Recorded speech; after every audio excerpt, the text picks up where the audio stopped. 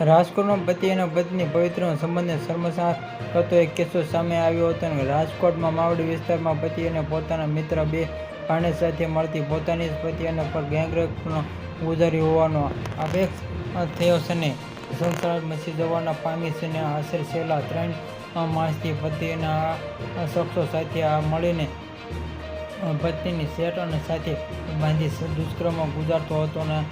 જ્યારે ગેંગરેપ થયો ત્યારે આ પતિના ઘટનાનો વિડીયો ઉતારતો હતો અને આ વિડીયો બતાવી પત્નીને બ્લેકમેલ કર્યા હતો અને હોવાનો આક્ષેપ કરવામાં આવ્યો છે કે આ ઘટનાને લઈને પોલીસે ગુનો નોંધી આરોપીઓની શોધખોળ હાથ ધરી છે. અને રાજકોટમાં રહેતી 22 વર્ષની પરિણીતાને આજે સવારે સિવિલ હોસ્પિટલના ઇમરજન્સી વોર્ડમાં દાખલ કરવામાં આવી હતી. જ્યારે પરિણીતાને ગુપ્ત ભાગે ઈજા હોવાની અને જનના હોસ્પિટલમાં ખસેડવામાં આવી હતી.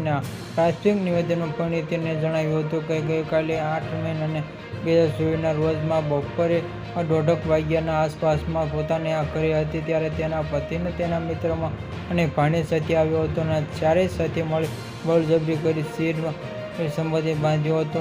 ગુપ્ત ભાગમાં પતિ બાઇકને સહિતથી ઈજા પહોંચાડી હતી ઉપરાંત પટ્ટામાં બાઇકથી માર માર્યો હતો. ત્યાર પછી આ પરિણીતાની તબિયત લથડતા આજે તેને જનના હોસ્પિટલમાં દાખલ કરવામાં આવી હતી. આ ઘટનાની જાણ કરતાં જ પોલીસ ઘટના પહોંચી હતી અને નિવેદનમાં નોંધાયું હતું કે આ દાખલ કરવાની તજવીજ હાથ ધરી છે. 22 વર્ષની દીકરીમાં પ્રથમ લગ્ન કર્યા બાદ છૂટાછેડા લીધા હતા અને ત્યાર પછી માવડીના યુવક સાથે લગ્ન કર્યા હતા.